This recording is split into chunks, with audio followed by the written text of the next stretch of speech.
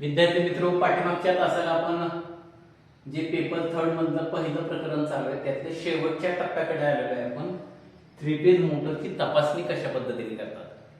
या three phase मोटरच्या तपासणीमध्ये आपण दोन तपासण्या पाठीमागच्या तासाला पाहिलेल्या होत्या, अर्थ तपासणी आणि ओपन. अर्थलाच आपण ग्राउंड दोष असतो, ती कशा पद्धतीने तपासायची. त्याच्यामध्ये चार मुद्दे महत्वाचे आहेत. आपण तिन्ही टेस्ट बघत असताना चार मुद्दे महत्वाचे. पहिले त्यांची व्याख्या, म्हणजे तो दोष म्हणजे काय, त्यानंतर त्या दोषाची लक्षणे, त्याची कारण आणि त्याची तपासणी. ओके. आता ह्या अर्थ ओपन आपण पाठीमागच्या तासाला बघितला. आता या तासाला शॉर्ट म्हणजे काय, मग तोच नियम. त्याची व्याख्या पाहिजे, त्याची लक्षणं पाहिजे, त्याची कारण पाहिजे आणि त्याची तपासणी.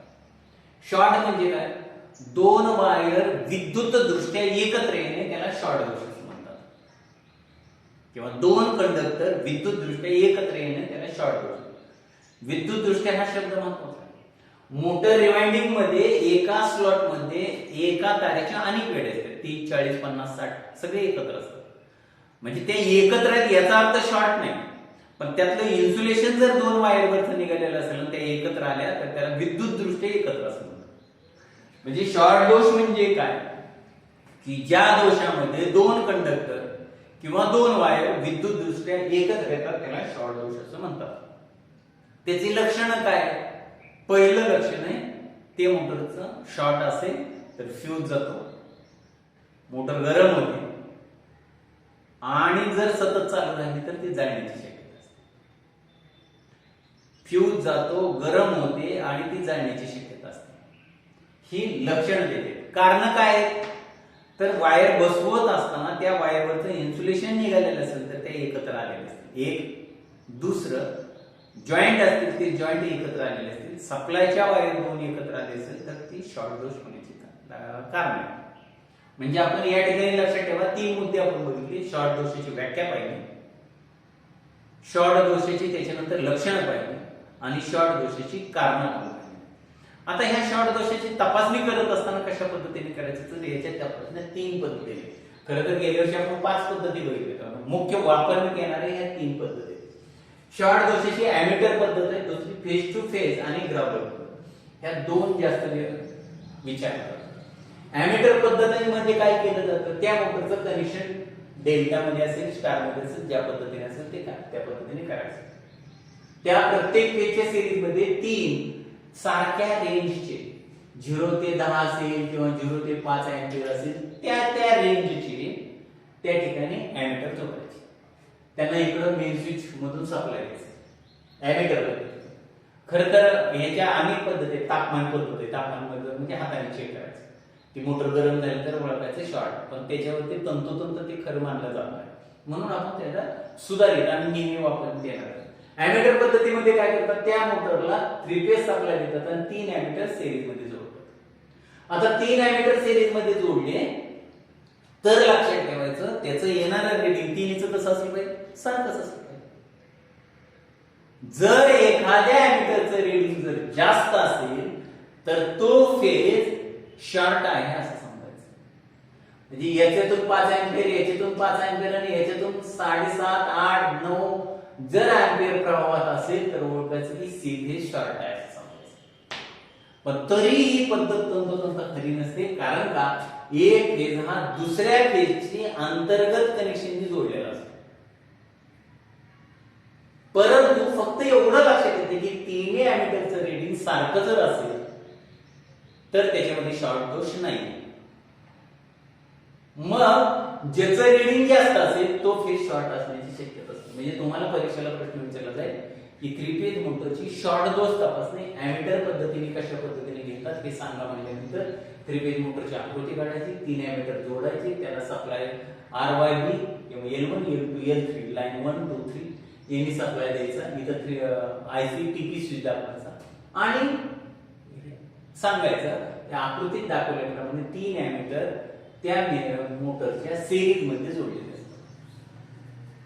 ज्या वेळेस त्या ठिकाणी तिन्ही अॅमीटर समान रिडिंग दाखवतील त्यावेळेस ओळखायचं की हे त्याच्यामध्ये शॉर्ट नाही, पण एखाद्या अॅमीटरने जर रिडिंग जास्त दाखवलं तर तो फेज शॉर्ट आहे. अॅमीटर. दुसरी पद्धत काय, आता ह्यातली एखादी जर शॉर्ट आहे का हे दाखवत असते. तर त्याच्या पुढची पद्धत आहे फेज टू फेज. एक फेज दुसऱ्या फेजची विद्युत दृष्ट्या एकत्र आलाय का हे पाहण्यासाठी ही फेज टू फेज पद्धत आहे. सिरीज स्टेशन घ्यायचा, सिरीज स्टेशन या ठिकाणी जोडायचा, ए फेजला जोडायचं पहिलं टोक, दुसरं टोक बी फेजला जोडायचं. या दोन्ही याच्यामध्ये दिवा लागला नाही तर ए फेज हा बी फेजशी शॉर्ट नाही. दिवा लागला नाही तर ए फेज बी फेजला शॉर्ट नाही. आता ही दोन टोक आपण बी आणि सी ला जोडायची. या ठिकाणी दिवा जर लागला तर बी आणि सी फेज एकमेकांना शॉर्ट आहे. म्हणजे ज्या दोन फेज मध्ये दिवा लागेल ते दोन फेज एकमेकांशी शॉर्ट आहेत असं समजायचं. त्याच पद्धतीने ए आणि सी मध्ये घ्या. म्हणजे तपासणी करत असता ए बी ला ए सी ला या पद्धतीने तपासणी करायची. ए बी ला ए सी ला बी सी ला अशा पद्धतीने तिन्ही पेज एकमेकांशी जोडून पाहिजे. जर त्यामध्ये दिवा लागला तर असं ओळखायचं की त्या ठिकाणी शॉर्ट दोष आहे असं समजायला हवं. पद्धत लक्षात आली. फेज टू फेज पद्धत. परीक्षेला प्रश्न असाच असणार. थ्री फेज मोटरची फेज टू फेज पद्धतीने मोटरची कशा पद्धतीने तपासणी घेतात हे सांगा म्हणल्यानंतर फेज टू फेज पद्धतीने त्याची तपासणी सांगा. आणि तिसरी पद्धत आहे ग्राउंडर पद्धत. तंतोतंत. आता ह्या फेज मध्ये ए फेज मधला बी फेजला शॉर्ट असेल तर त्यातली कोणती कॉईल शॉर्ट आहे हे पाहण्यासाठी ग्राउंडर हा स्टेटर ओपन दाखवला. हा स्टेटर आहे. ही वाइंडिंगची कॉईल ज्या स्लॉट मध्ये बसवलेले त्या स्लॉट वरती ग्राउंडर ठेवायचा छोटासा असतो. दुसरी बाजू ज्या स्लॉट मध्ये कॉईल केलेली त्याच्यावरती हेक्सोप्लेअरचा तुकडा ठेवायचा. त्याला सिंगल फेज सप्लाय द्यायचा. त्याला सिंगल फेज सप्लाय वायर छोटी लांब असते ती सप्लाय द्यायचा. ही मोटर या पद्धतीने स्टेटर खोलल्या. त्यानंतर ज्या स्टेटर वरती ज्या स्लॉट वरती आपण ग्राउंडर ठेवतो त्या कॉइलची दुसरी बाजू ज्या स्लॉट मध्ये बसवलेले त्याच्यावरती हेक्सोप्लेअरचा तुकडा ठेवायचा. जर हेक्सोप्लेअरचा तुकडा थरथरला तर ज्या कॉइलच्या वरती ग्राउंडर बसवलेले ती कॉइल शॉर्ट आहे असं समजायचं. हेक्सोप्लेअरचा तुकडा थरथरला तर ती शॉर्ट आहे.